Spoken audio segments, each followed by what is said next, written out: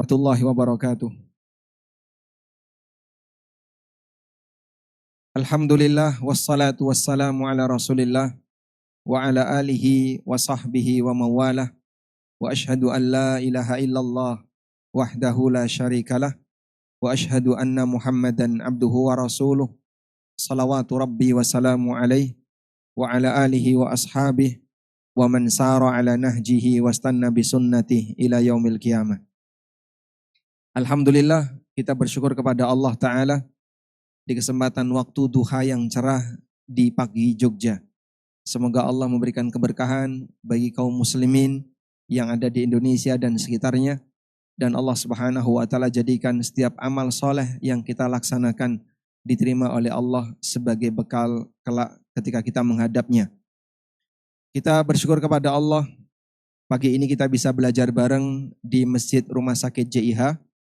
Dan insya Allah nanti kita mau mengangkat tema wanita yang dirindukan surga. Yang pengen masuk surga angkat tangan. Semuanya. Ya. Ada nggak yang pengen cepat masuk surga? Hah? Nggak ada? Ada. Boleh didoakan. Ada yang mau pengen cepat? Kita doakan semoga cepat masuk surga. Kok jadi ragu gimana? Pengen cepat masuk surga atau terlambat masuk surga? Cepat. Ya. Jadi kita doakan semoga yang pengen cepat masuk surga, segera masuk surga. Amin. Kenapa? Loh, apakah cepat masuk surga sama dengan mendoakan kematian? Tidak. Karena ajal telah ditetapkan oleh Allah. Namun kita semuanya mengharapkan untuk jadi orang yang baik. Baik lelaki maupun wanita. Semua punya peluang yang sama. Selanjutnya, bagaimana perjuangan yang perlu kita lakukan untuk menjadi manusia yang dirindukan oleh surga. Saya akan bacakan terlebih dahulu sebuah hadis yang menceritakan tentang wanita yang sempurna.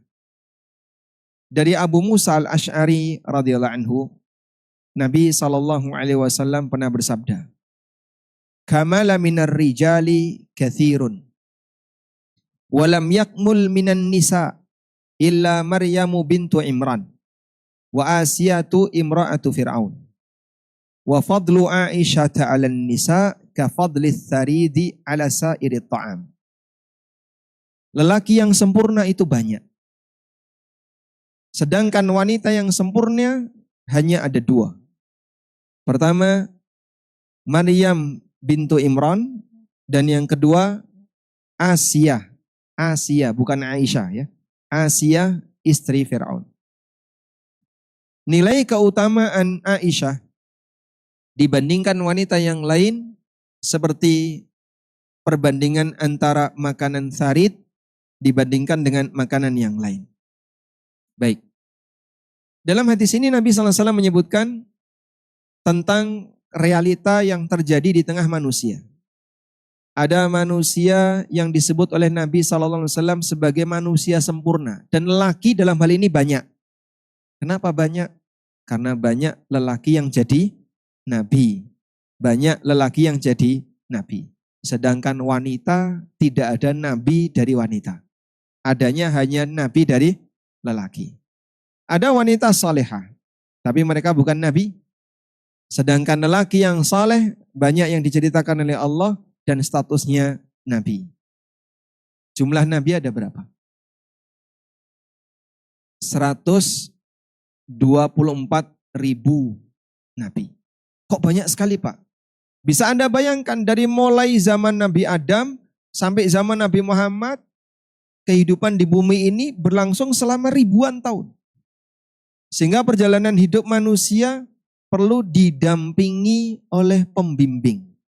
Pembimbingnya itu adalah mereka yang diberi wahyu oleh Allah Subhanahu wa Ta'ala, itulah para nabi.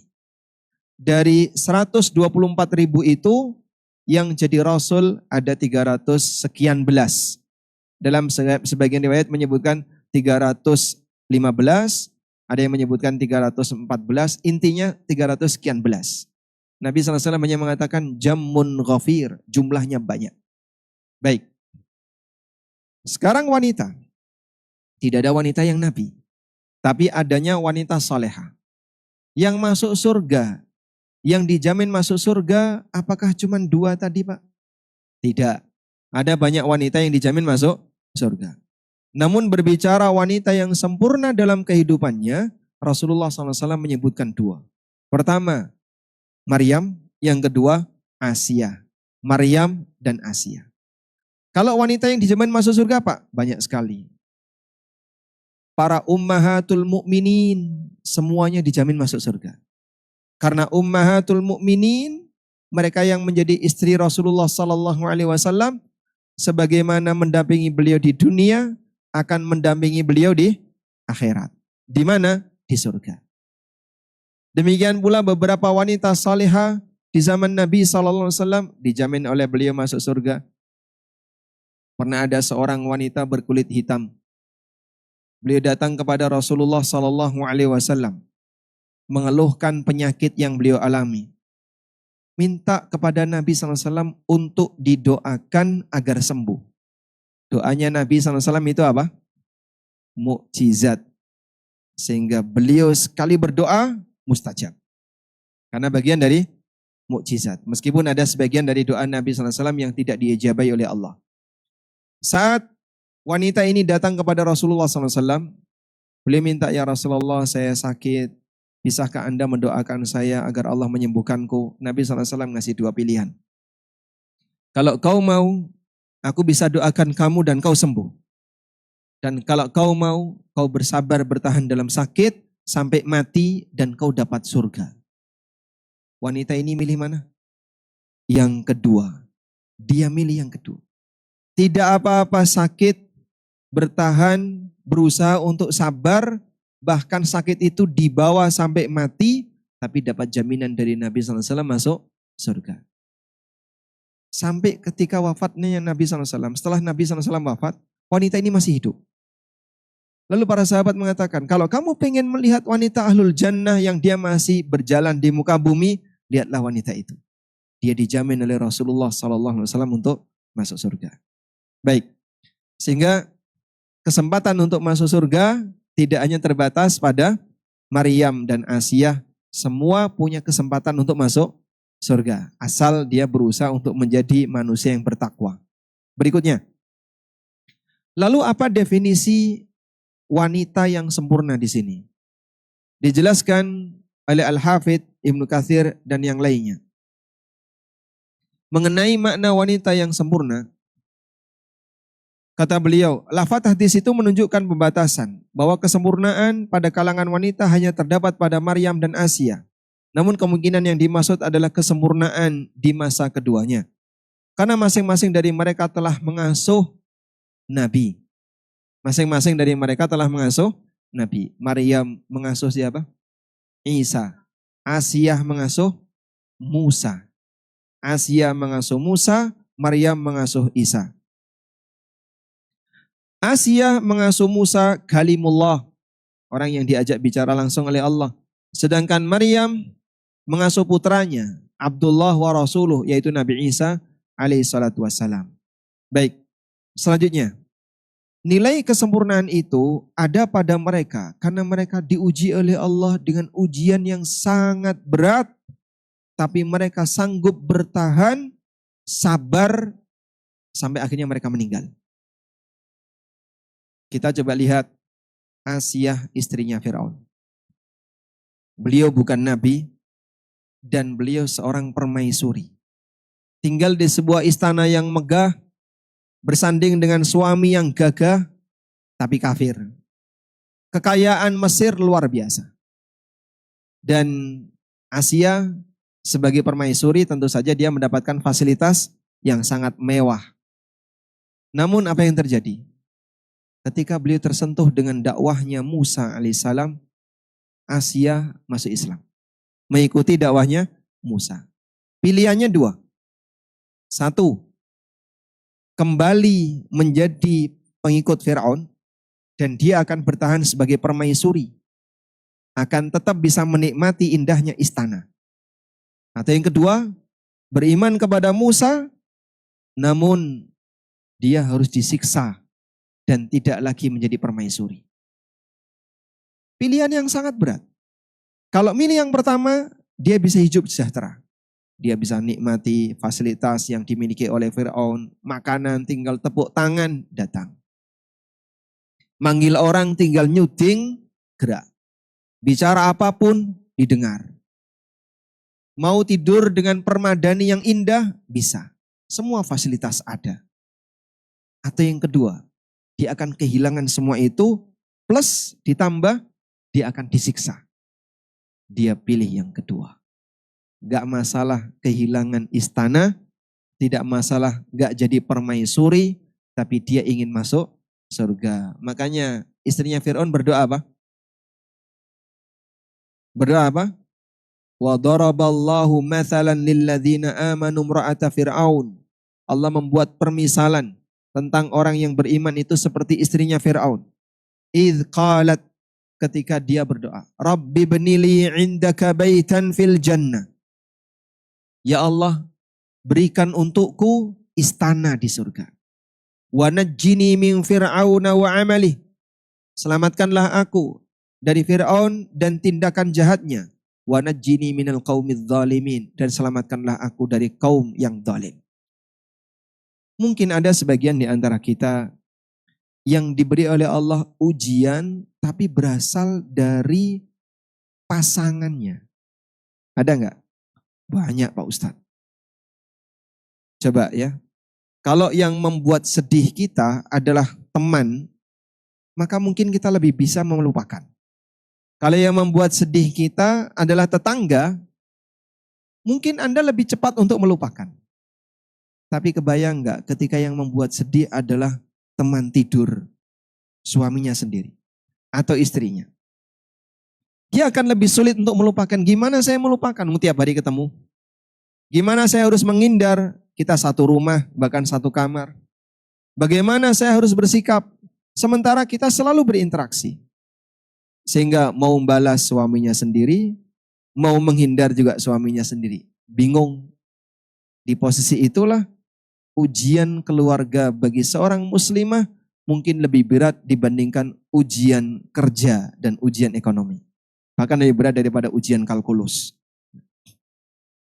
Karena dia harus bertahan menghadapi sakit hati. Dia harus bertahan menghadapi kezaliman yang diberikan oleh pasangan hidupnya dan seterusnya. Anda tiru Asia. Dalam hal ini, Asia beliau pasrah. Sejahat apapun yang dilakukan oleh Fir'aun kepadaku. Asia nggak bisa balas.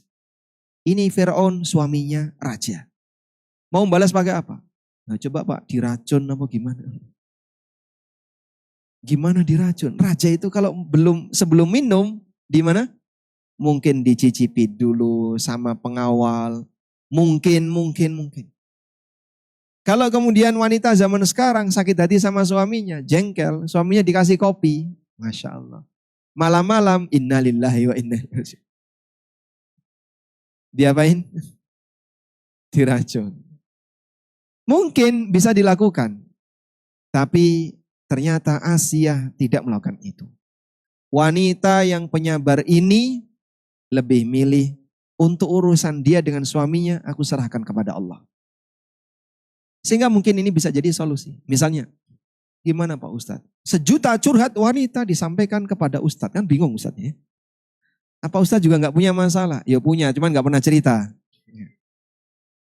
Sehingga semuanya curhat, punya masalah A, punya masalah B. Kita juga gak tahu mana yang benar, mana yang salah. Tapi di posisi ketika seorang wanita sedang curhat, sebenarnya ada tempat curhat yang lebih tinggi. Siapa jamaah? Allah. Maka Anda kalau punya masalah lebih sering curhat ke siapa? Curhat ke teman, curhat ke tetangga, curhat ke orang tua, atau curhat kepada Sang Pencipta. Kenyataannya, nek durung plong itu rasane durung lega. Ya namanya plong itu lega. Sehingga aku nek durung cerita itu rasanya belum tenang, belum plong, durung lega. Pengen sekali. Desakan batin itu mendorong, ayo cerita, ayo cerita, ayo cerita. Pertama kali yang dapat cerita adalah panitia kajian. Masya Allah. Temannya maksudnya ya. Sehingga dia ketika bareng dengan temannya cerita tentang masalah dia bersama keluarganya. Kadang cerita ke orang tuanya. Kadang cerita ke gurunya. Kadang cerita ke A, B, C. Dia lupa kepada penciptanya. Curhat, puncak yang seharusnya Anda lakukan adalah curhat kepada Sang Pencipta. Demikianlah wanita sempurna seperti Asia. Allah gambarkan, ini orang punya masalah sama suaminya. Tapi ketika dia punya masalah sama suaminya, Asia tidak curhat ke Musa. Asia curhatnya kepada Allah Azza wa Jalla. Walaupun Musa seorang nabi. Dan aku beriman kepada Musa. Asia tidak bilang, gara-gara Musa aku jadi punya masalah sama suami. Dan beliau juga tidak mengembalikan, gimana wahai Nabi, aku kan ikut kamu, sekarang coba kamu kasih aku solusi dong. Gimana caranya, aku sekarang mau dicerai 3 sama Fir'aun. Aku mau dikeluarkan dari istana, aku mau dihukum. Beliau tidak seperti itu. Beliau curhatnya langsung kepada zat yang tertinggi Allah Azza wa Jalla. Sehingga beliau berdoa kepada Allah, 2 yang diminta. 1 minta ganti, yang kedua minta diberi kesabaran dan tawakal untuk urusan dia dengan Fir'aun. Sehingga mungkin di antara ibu-ibu yang barangkali, gimana ya menghadapi suami seperti ini? Saya sudah buntu Pak Ustadz. Nah, kamu aja buntu apalagi Ustadznya. Kamu yang ngalami kok. Saya sudah bingung, saya sudah pusing. Saya harus bicara apa? Saya harus gimana? Kau curhat sama Sang Kuasa. Minta petunjuk kepada Allah Subhanahu wa taala. Pasrahkan urusanmu kepada Allah. Karena kalau kau hanya bertumpu pada kemampuanmu, stres. Tidak semua masalah bisa kita selesaikan sendiri. Baik secara beragama, didampingi terus. Sambil banyak didoakan oleh ibu ini kepada Allah Subhanahu wa taala. Dia ingin ada perubahan. Subhanallah. Yang diubah itu hatinya suami. Nah, ketika hatinya sudah berubah, sekarang dia jadi sangat baik kepada istrinya. Kemudian jadi lelaki yang saleh, bahkan ngimami masjid. Yang sebelumnya jauh dari kata saleh dalam beragama. Maka terkadang solusi datang dari atas. Atas permintaan yang dari bawah. Sehingga yang dari bawah kurang sering mengetuk ke arah atas. Makanya terkadang Allah Subhanahu wa taala enggak ngasih taufik kepadanya. Baik. Yang kedua, mungkin Anda akan kehilangan sebagian. Pada saat berinteraksi dengan pasangan. Tapi Pak, aku enggak dikasih nafkah. Nafkahku kurang. Duit yang dikasihkan kadang diminta lagi, bahkan mahar saja diambil lagi Pak. Kemarin ngasih cincin 100 gram, Masya Allah. Saon. Itu semua jari dipasang ya. Tangan dan kaki. Tapi hilang semuanya Pak Ustadz. Kemana enggak tahu itu. Kayaknya diambil lagi oleh suami saya. Katanya sih dipakai bisnis tapi gagal. Bisnis ini gagal lagi. Habis sudah yang kemarin dikasihkan. Terus ya sekarang saya, walaupun suami saya kerja Pak. Saya tahu gajinya kurang lebih sekian. Tapi yang dikasihkan ke saya kadang diungkit-ungkit. Kadang dia ngomong apa saat ngasih pun sambil komentar pedes.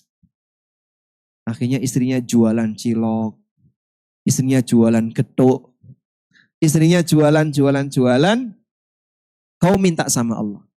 Ketika hakmu gak dikasih oleh orang yang berkewajiban untuk ngasih, kau minta sama Allah. Suamimu mungkin pelit, tapi Rabbmu dat yang punya nama Al-Jawad. Al-Jawad artinya dat yang pemurah. dia karim, dia rahman.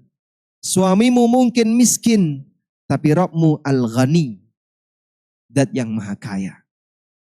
Suamimu mungkin keras dan galak, kau mungkin tidak bisa dapat.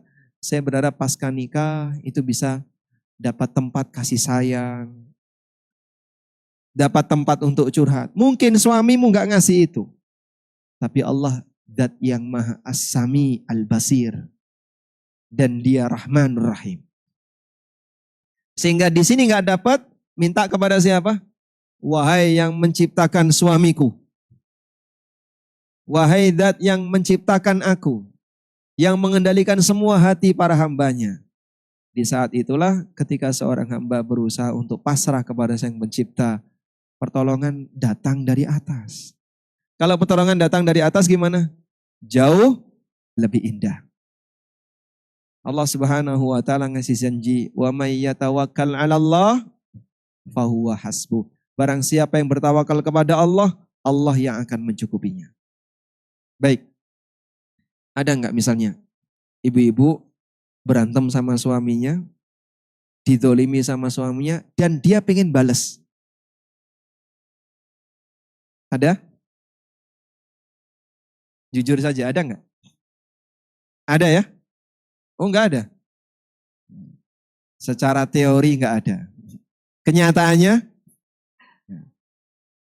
ini kan urusan batin ya. Sehingga mungkin kok jengkel banget ya Pak.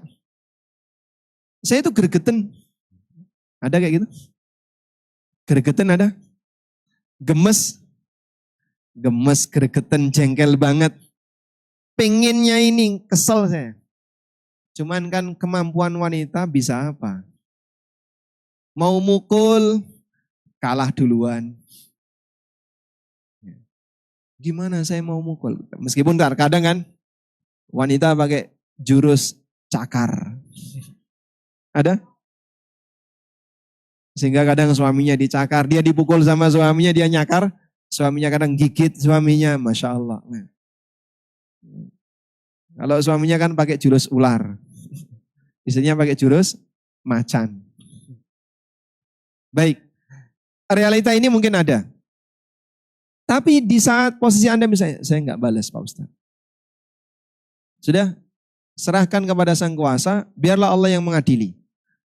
Serahkan kepada Allah, saya pasrahkan kepada Allah, terserah Allah bagaimana cara Allah Subhanahu wa taala memberikan keputusan untuk suami saya, untuk pasangan hidup saya, untuk istri saya dan seterusnya. Mungkin ada lelaki yang didolimi oleh suaminya, tapi dia pasrahkan kepada Allah. Lelaki yang didolimi oleh istrinya, tapi dia pasrahkan kepada Allah.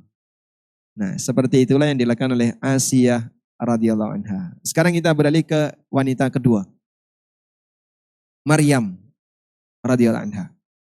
Ujian yang dialami Maryam mungkin berbeda dengan ujian yang dialami oleh Asiyah. Kalau ujian yang dialami oleh Asiyah datang dari pasangan hidupnya. Ujian yang dialami oleh Maryam datang dari masyarakatnya. Pada saat Allah Subhanahu wa taala menetapkan beliau akan hamil tanpa suami. Padahal beliau wanita suci. Mana yang lebih berat beban mentalnya? Wanita pezina hamil atau wanita suci hamil? Wanita suci? Wanita yang dia mungkin biasa berbuat zina, ketika dia hamil beban mentalnya biasa. Kenapa? Karena kehormatannya sudah hilang. Semua masyarakat tahu, oh pantes, wong wedok kaya ngene, mbuh iki anake sapa gak ngerti, gitu. Sehingga tidak ada beban merasa salah, tidak ada beban merasa berdosa, tidak ada beban kehilangan kehormatan karena memang sudah hilang dari awal. Tapi bagaimana dengan wanita suci? Allah Subhanahu wa taala membela kesucian Maryam. Allah membela kesucian Maryam dalam Al-Quran. Sehingga saat Allah bercerita tentang tuduhan yang diberikan oleh orang Yahudi, "Aitani mittu qabla hadza." Andaikan aku mati sebelum kejadian ini. Wa kuntu nasyam mansiya, dan aku jadi orang yang dilupakan di muka bumi ini. Sehingga beliau berangan-angan mati. Kenapa? Saya harus ngomong apa? Menanggung beban berat tekanan mental Karena beliau radhiyallahu anha punya anak tapi tanpa bapak, tanpa suami. Bahwa itu anak, Maryam harus pulang. Maryam harus pulang. Kenapa harus pulang? Ketika beliau melahirkan Isa, beliau tidak emosi kemudian membunuh anaknya. Ada enggak orang yang emosi sama anaknya? Begitu lahir, dia takut, akhirnya anaknya dibuang. Kasusnya cukup banyak. Kenapa anaknya dibuang? Enggak kuat menahan rasa malu. Nanti saya kalau bawa pulang ini anak, saya harus ngomong apa sama bapak, sama ibu? Saya harus ngomong apa sama masyarakat? Akhirnya apa? Anaknya dibuang. Maryam tidak demikian. Beliau tetap merawat anak ini dan harus dibawa pulang. Fa'atat bihi qaumaha tahmilu. Maka Maryam pulang membawa bayi Isa sambil digendongan. Akhirnya masyarakatnya semua spontan langsung komentar. Ya Maryamu laqad ji'ti syai'an fariya. Wahai Maryam, kau telah datang dengan membawa kasus besar. Mencemarkan nama dan kehormatan kamu. Ya ukhta Harun makana abuki imra'a sau'in wa makana ummuki baghiyah wa makanat ummuki baghiyah. Wahai ukhta Harun, saudarinya Harun. Ibumu itu bukan pelacur, bapakmu juga bukan lelaki yang jelek. Kenapa kau melakukan seperti ini? Fa'asyarat ilai, lalu beliau berisyarat ke arah bayi. Bayi inilah yang kemudian membela kehormatan ibunya. Dia bicara di posisi masih bayi. Allah jadikan sebagai tanda kuasanya, dia mampu menciptakan manusia dengan 4 cara. Manusia diciptakan tanpa bapak, tanpa ibu, itulah siapa? Adam. Manusia yang tercipta punya bapak, enggak punya ibu, itulah Hawa. Hawa, istrinya Adam. Manusia yang tercipta punya ibu, enggak punya bapak, itulah Isa. Dan yang tercipta ada lelaki, perempuannya, itulah semua manusia, selain 3 yang pertama. Baik. Ujian yang dialami oleh Maryam berkaitan dengan masalah kehormatan. Wanita itu paling sensitif dengan ini. Sehingga dikit-dikit ketika ngobrol sama temannya, baper. Ada nggak kayak gitu? Ya? Mana yang lebih enak, baper atau lemper? Tapi ada yang lebih suka baper daripada. Jadi ngobrol apa? Terus baper. Apa dikit? Baper. Ini orang yang baperan. Kalau misalnya ada yang punya penyakit seperti ini, caranya gimana? Kau punya penyakit batin yang perlu diobati. Ini bisa berbahaya. Jangan dipertahankan. Minta kepada Allah untuk menyembuhkan penyakit batin seperti ini. Beberapa suami itu terkadang curhat. Istri saya itu baperan nih Pak Ustadz. Aku ngomong dikit, emosi. Ngomong apa, emosi. Ini salah, ini salah, ini salah. Pusing Pak Ustadz. Dan banyak yang suami seperti itu. Gampang pusing ketika ketemu istrinya. Makanya Anda lihat, semua obat sakit kepala gambarnya lelaki.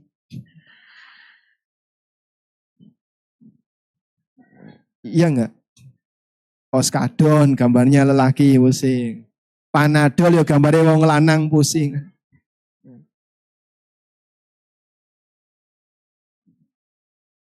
Karena ya gimana lagi yang pasangannya kayak gini. Begitu pulang suaminya ngomong 1 kalimat, istrinya 10 kalimat. Oh, kodratnya gitu. 20.000 kata. Wanita 20.000 kata. Kalau lelaki 7.000, berarti sepertiganya. Bisa nggak diubah? Oh nggak bisa. Jadi kira-kira kalau kurang dari 20.000 itu cepat mati ya? Baik. Makanya maksud saya begini ya. Kita bicara tentang orang yang sedikit punya penyakit batin yang gampang sensitif tadi ya. Sebenarnya kalaupun dia nggak pikirkan, selesai sudah. Kalau dia tidak dibawa ke dalam perasaan, itu selesai. Cuman ketika itu dibawa kepada perasaan, dia curhat ke yang lain, melebar. Ketika melebar, orang lain nompo itu beda lagi ya. Orang lain nerima berita dari dia itu beda lagi. Akhirnya semakin parah. Subhanallah. Ada dua wanita yang kehormatannya dibela oleh Allah dalam Al-Quran. Yang pertama siapa? Maryam. Yang kedua, Aisyah. Allah turunkan surat An-Nur untuk membela kehormatan Aisyah radhiyallahu anha ketika dituduh oleh orang munafik sebagai wanita selingkuh. Safwan bin Mu'attal yang waktu itu mendampingi Aisyah pulang. Safwan bin Mu'attal ini masih muda. Masih muda. Ya usia 20-an ya. Aisyah masih muda. Suaminya Aisyah punya banyak istri. Suaminya Aisyah yaitu Rasulullah SAW secara usia jauh dari Aisyah. Dimanfaatkanlah oleh orang munafik. Indikator yang gak jelas seperti ini digoreng. Sehingga jadi berita viral. Berita viral sampai sebagian sahabat terpengaruh. Sampai sebagian sahabat terpengaruh. Namun Allah Subhanahu wa taala sendiri yang mengembalikan kehormatan Aisyah radhiyallahu anha. Sampai Aisyah itu sakit ya ketika itu. Dan beliau ditanya oleh Nabi SAW. Nabi SAW sendiri tidak tahu ini benar atau tidak. Cuman ini jadi berita viral dan menyebar di mana-mana. Sampai ketika Aisyah ini sakit, dijenguk oleh Rasulullah SAW. Lalu beliau menyampaikan, coba kamu jujur terus terang apa adanya. Nah, kira-kira Anda yang yakin tidak merasa salah, tapi tiba-tiba ada tuduhan seperti itu, terus suami Anda bilang, kamu jujur terus terang. Loh, gue kok malah membela yang lain? Ini seorang Nabi SAW, beliau tidak tahu kenyataannya seperti apa, maka beliau itu sampai tanya kepada Aisyah, coba kamu jujur terus terang. Padahal Aisyah tidak pernah salah. Allah sendiri yang membela kehormatan Aisyah. Sehingga yang membela kehormatan Aisyah bukan datang dari manusia, tapi datang dari Allah Subhanahu wa taala. Baik. Dan Aisyah hanya bisa tawakal. Aisyah hanya bisa tawakal. Di posisi itu Aisyah ketika ditanya, aku hanya bertawakal kepada Allah. Semoga Allah yang berikan solusi untuk ini. Sehingga mungkin ya, kalau Anda bergesekan dengan orang lain, menyangkut harga diri, misalnya dituduh ngambil uang orang lain, dituduh tidak amanah, atau yang lain, dituduh A, dituduh B, dituduh C, menyangkut harga diri. Aku nggak bisa ngasih pembelaan, aku nggak bisa klarifikasi, aku mau ngomong apa? Ya sudahlah, saya tawakal kepada Allah. Bisa? Lakukan. Itu kata kunci sukses ketika seorang wanita ini diuji berkaitan dengan kehormatannya, harga dirinya. Baik. Dan ada satu catatan dalam penggalan sejarah itu ya. Penting sekali. Nah, yang ngantuk dibangunkan dulu.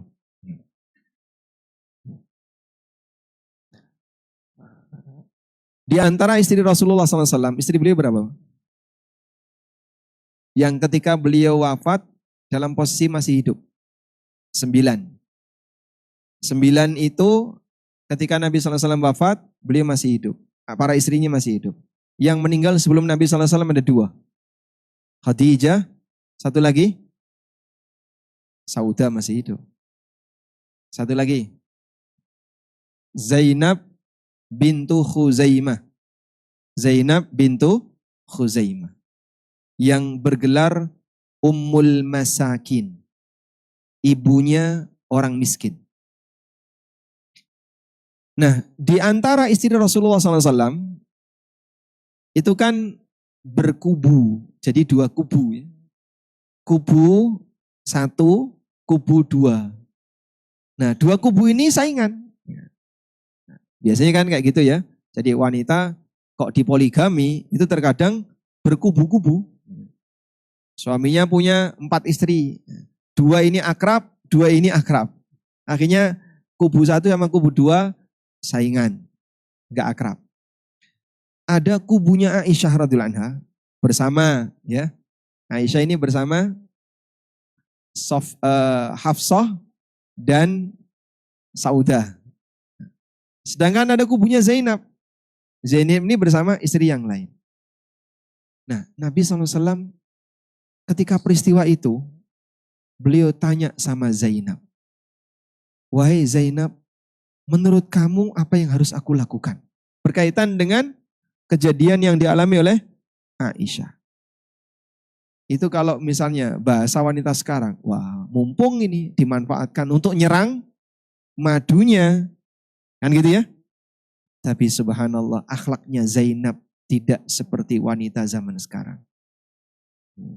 Begitu beliau mendapatkan pertanyaan seperti ini dari Nabi SAW, apa kata Zainab? Ya Rasulullah, inni ahmi lisani wa sam'i.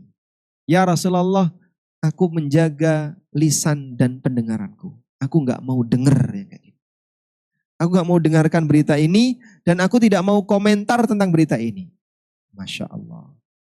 Itulah cara yang paling mujarab agar kita tidak terlibat dengan urusan kehormatan orang lain. Jangan malah goreng, gitu ya. Sehingga saat misalnya Anda diajak ngobrol sama teman Anda yang lain tentang panitia kajian Al-Haura, tentang panitia kajian Mutia, Farhana, atau yang lainnya misalnya ya. Jangan malah dimanfaatkan. Oh, kaya ngono toh. Terus piye? Kepo, terus dikejar. Saya pengen tahu lebih banyak. Wah, Masya Allah. Kayak ngerti aku ya kaya ngono. Akhirnya malah memanas-manasi. Telinganya menikmati. Dengerin gerenengan tuh nikmat gak? Saya ulangi ya. Mendengarkan gibah itu nikmat gak?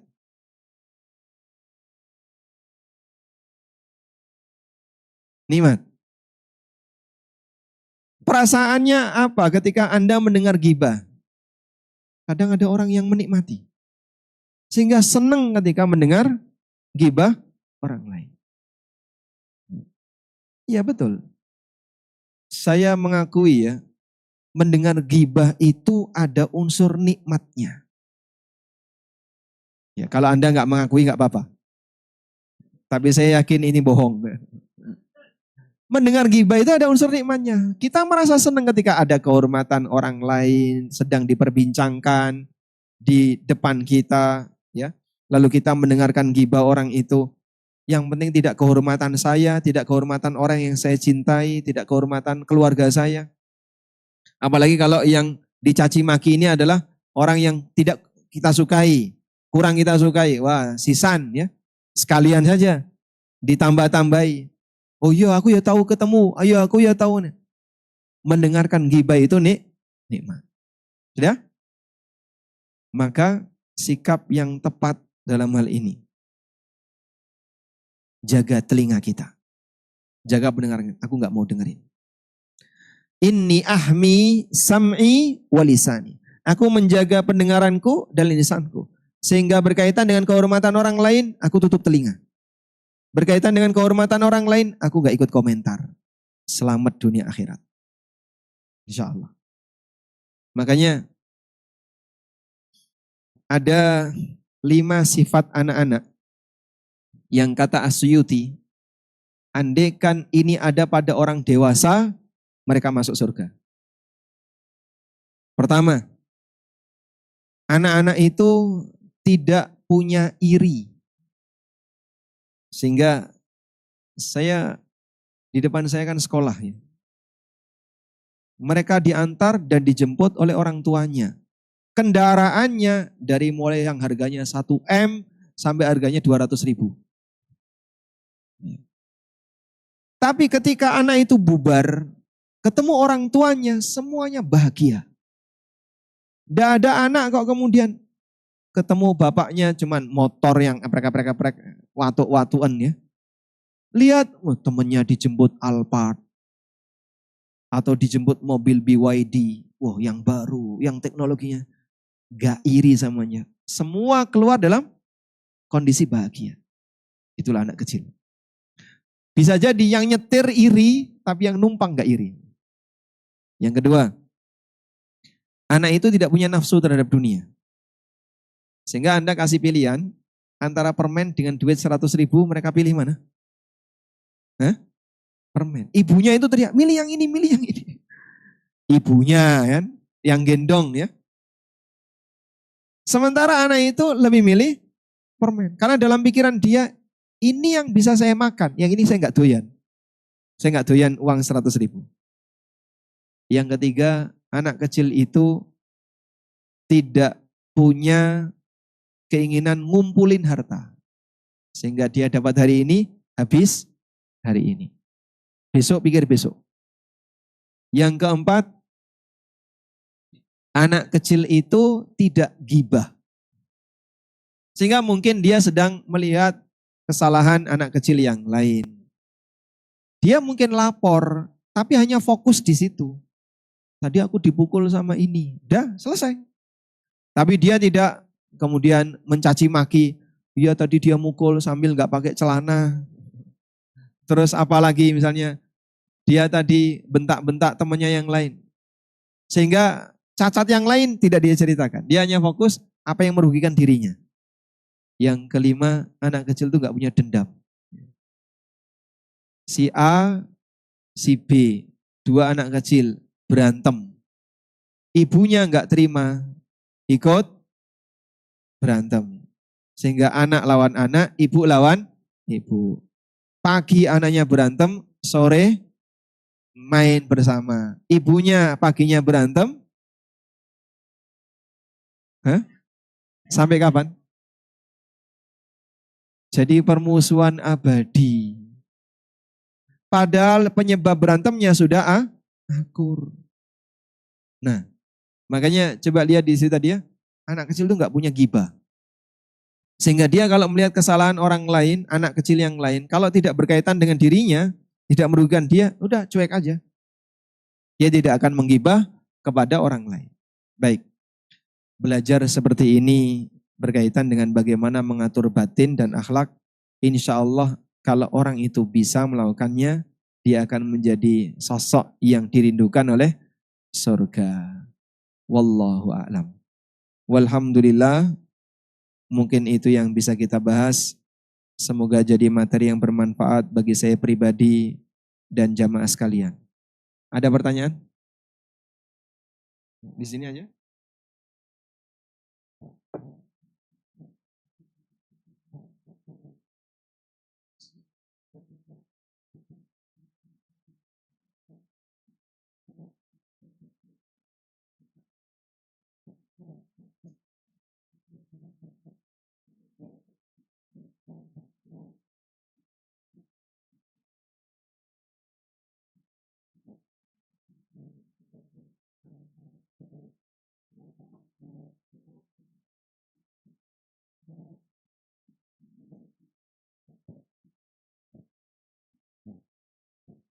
Baik. Cukup ya?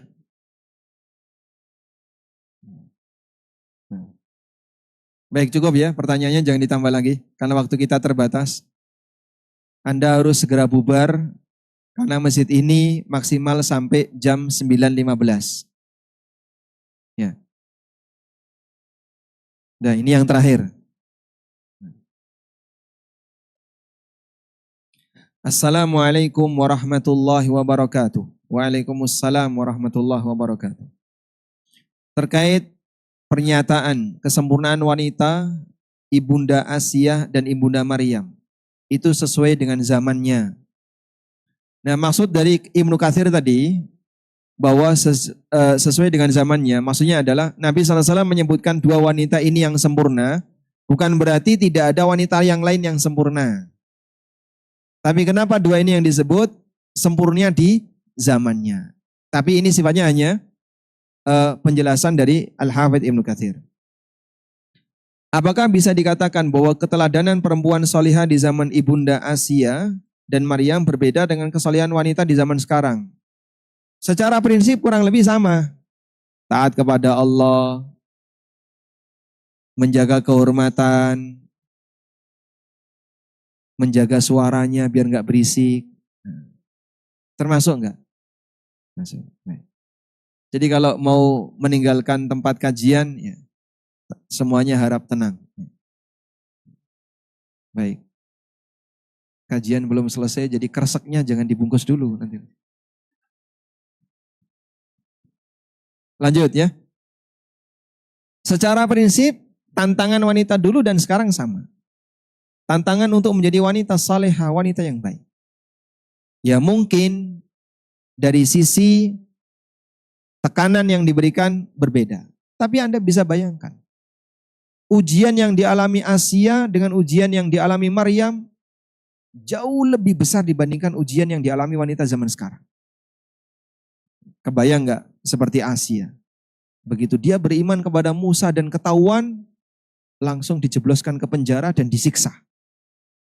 Padahal sebelumnya beliau adalah seorang permaisuri. Dan yang menyiksa suaminya sendiri melalui pasukannya. Ini pasukan bawahannya, dulu bawahannya. Andaikan dia masih jadi permaisuri, mungkin dia masih bisa memerintah. Sekarang dia sudah nggak bisa memerintah karena sudah diperintah sama sang raja agar Asia disiksa. Dan beliau rela menjalani siksa itu. Biasanya umumnya kalau dalam peperangan ya, musuh ketemu lelaki, bunuh. Musuh ketemu perempuan, dinodai, setelah itu dibunuh. Sudah selesai. Kalau musuh ketemu lelaki, kadang ada yang disiksa, ada yang dikuliti, ada yang dipakai belati, ditusuk kecil-kecil.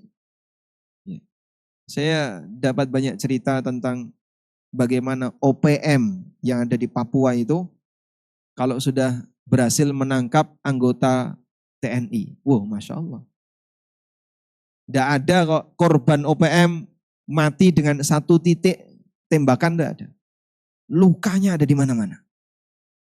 Kadang kan dipanah sampai berkali-kali ya. Baik. Jadi kalau dilihat dari tekanan dan ujian yang dialami oleh Asia dibandingkan dengan wanita zaman sekarang, jelas lebih berat yang dialami oleh Asia.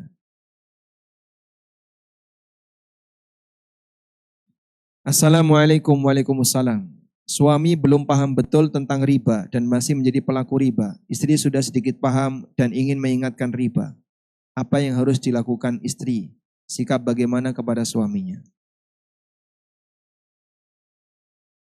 Memberikan pengaruh memang butuh proses yang panjang. Sebagaimana ketika ada suami yang paham riba, istrinya nggak paham, itu juga berat. Maka Anda bisa kasih pengaruh secara bertahap dengan cara nabok nyileh tangan. Nabok nyileh tangan, paham? Mengingatkan tapi pakai penjelasan orang lain. Caranya gimana? Ajak kajian. Misalnya 1. 2. Kasih video beberapa ustadz yang bahas riba. 3. Mungkin sebelum tidur diajak nonton bareng. Nobar tentang riba. Hingga suaminya nggak bisa tidur. Nah, mudah-mudahan mungkin Anda sendiri bukan yang ngomong, tapi biarkan orang lain yang bicara. Semoga pemahaman tentang riba bisa sampai kepada beliau melalui video rekaman kajian dari orang lain.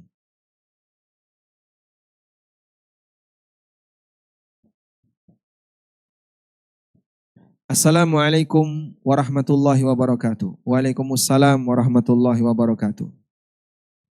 Apakah sahih hadis yang mengatakan wanita tidak akan pernah menuntaskan hak Tuhannya sampai dia menuntaskan hak suaminya?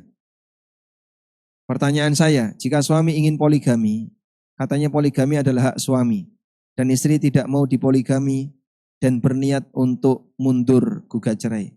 Apakah istri ini termasuk dalam hadis di atas? Nah, mohon jangan dijawab dulu ya, tenang dulu. Tenang dulu. Jawaban saya tidak akan berpihak kepada siapapun, baik berpihak kepada suami maupun istri. Tapi sekarang kita akan bahas terlebih dahulu dari kacamata syariat. Kalau Anda tadi bertanya, apakah betul bahasanya seorang wanita tidak akan bisa menunaikan hak Allah sebelum dia menunaikan hak suaminya? Jawabannya ini betul. Sekarang kita akan bacakan hadis berikut ini. Nabi SAW pernah bersabda dari sahabat Abdullah bin Abi Aufa. Lau kuntu amiran ahadan ayyasjuda li ghairillah la amartul mar'ata an tasjuda li zawjiha. Andaikan aku boleh menyuruh seseorang untuk sujud kepada manusia, aku akan perintahkan wanita untuk sujud kepada suaminya. Walladzi nafsu Muhammadin sallallahu alaihi wasallam biyadi. Demi zat yang jiwa Muhammad ada di tangannya. La tu'addil mar'atu haqqa rabbiha hatta tu'addiya haqqa zawjiha. Seorang wanita tidak akan bisa menunaikan hak Allah sampai dia menunaikan hak suaminya. Hadis riwayat Ahmad, Ibnu Hibban dan statusnya hadis sahih. Dah? Selanjutnya, apa hak seorang suami yang harus dipenuhi oleh istrinya? Jawabannya adalah satu kata kunci yang Allah sebutkan dalam Al-Quran. Fassalihatu qanitatun hafidhatun lil ghaib. Ada dua. Definisi wanita solehah adalah wanita yang qanitat, yang taat. Sehingga dia taat kepada suami. Taat kepada Allah dan suaminya. Yang kedua, bisa menjaga. Menjaga apa, Pak? Menjaga yang wajib dijaga. Lil ghaibi ketika suaminya tidak ada. Menjaga kehormatan, menjaga anak, menjaga harta suaminya. Setiap wanita adalah pemimpin di rumahnya dan Allah Ta'ala akan memintai pertanggungjawaban terhadap apa yang dia pimpin. Sehingga yang sering kita singgung. Ini bukan hal main-main ya, bukan guyonan. Sebelum Anda nyuci celana terus nyemut duit itu ya. Loh ini serius. Apa yang harus Anda lakukan? Ya? A. Diam saja. B. Dimasukkan ke rekening bini syariah. C. Disedekahkan. Atau D. Dikembalikan ke suami. Hah? Nah, harusnya yang mana? Yang D. Baik. Tapi gimana Pak, udah biasa kayak gitu. Sebuah pelanggaran kalau dinormalisasi, benar enggak? Hah? Boleh enggak menormalisasi seperti ini? Stop normalisasi pelanggaran. Kalau kita mengaku ini pelanggaran, ya jangan dinormalisasi, jangan udah biasa. Kata sudah biasa itu dilarang. Sehingga biasakan yang benar bukan membenarkan biasa. Baik. Sekarang tentang poligami. Tapi saya merasa belum cukup umur untuk bahas ini ya. Jadi kita tinggalkan saja. Hah? Lewat saja ya. Nah, barangkali menakutkan bagi yang lain. Ini pertanyaan yang terakhir. Saya sudah mendoakan nikah selama 7 tahun. Saya sudah sholat, cerita sama Allah, tapi tetap sakit. Saya LDR dengan suami kerja tambang. Dunia tambang saya takut suami macam-macam, nakal, melenceng dari agama, dan berkhianat. Kemudian sikap kasar, dan kalau bicara menyakitkan hati sering bilang pisah, hingga membuat saya sakit anxiety. Dan berobat sampai tidak ketemu, apa ini? Dan berobat sampai mana-mana tidak ketemu. Sampai harus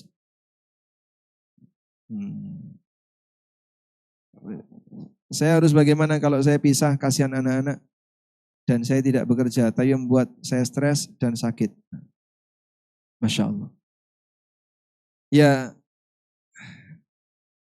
memang masing-masing manusia diuji oleh Allah dengan ujian yang beragam. Makanya terkadang ada sebagian wanita yang kebingungan. Anda pilih mana? Suami kaya tapi macam-macam. Suami miskin tapi tenang.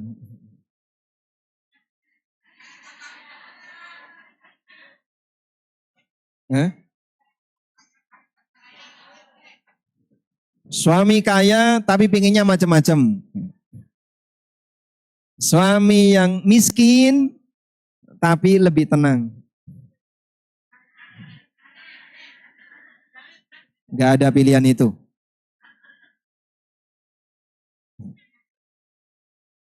Mungkin Anda misalnya ya, suami kerja di tambang. Insya Allah kalau dari sisi pendapatan banyak, sudah. Kebutuhan Anda tercukupi, ada rumah, ada kendaraan, dan aneka perlengkapan yang dia sediakan.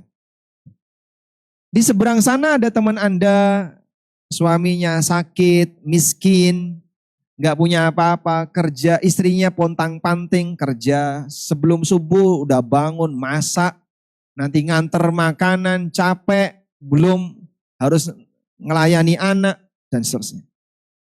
Sehingga Anda melihat yang di sebelah sana, dia diuji oleh Allah dengan kemiskinan sehingga dia lelah. Anda punya materi, Anda kaya, punya pembantu, dari sisi fisik Anda gak lemah. Ya? Tapi yang sana mungkin suaminya tenang karena lagi sakit. Yang ini suaminya kaya, tapi mungkin banyak macam-macamnya. Cicilan. Ya. Anda pilih yang mana? Gak milih. Masing-masing diuji oleh Allah dengan ujian yang beragam. Dan Allah Maha tahu sejauh mana Anda bisa bersabar. La yukallifullahu nafsan illa wus'aha. Saya sarankan selama suami Anda masih muslim, bertahan. Doakan kepada Allah. Dan Anda harus yakin. Doa itu minta, bukan maksa. Karena minta, maka yang punya hak mengabulkan Allah. Karena itu sampaikan dengan sopan. Mungkin Anda ingin segera dikabulkan. Tapi Allah mengendaki agar Anda beramal sabar lebih panjang. Nah, ketika belum ada perubahan dari diri suami, bisa jadi disitulah ladang pahala Anda lebih luas. Wallahu a'lam. Ini ada satu permohonan doa. Paman saya sedang berjuang di ICU. Semoga Allah berikan kesehatan dan kesembuhan. Namanya Bapak Risman Salim, sedang berjuang melawan kanker. Ya, kita doakan semoga Allah Subhanahu wa taala memberikan kesembuhan dan memberikan yang terbaik bagi beliau, dan semoga Allah menjaga beliau serta kaum muslimin yang lainnya. Allahumma anfa'na bima 'allamtana wa 'allimna ma yanfa'una warzuqna ilman yanfa'una. Allahumma inna nas'alukal jannatal firdaus ya arhamar rahimin. Rabbana atina fid dunya hasanah wa fil akhirati hasanah wa qina adzabannar. Wassallallahu ala nabiyyina Muhammadin wa ala alihi wa sahbihi wa sallam. Wa akhiru da'wana anil hamdulillahi rabbil alamin. Wassalamu alaikum warahmatullahi wabarakatuh.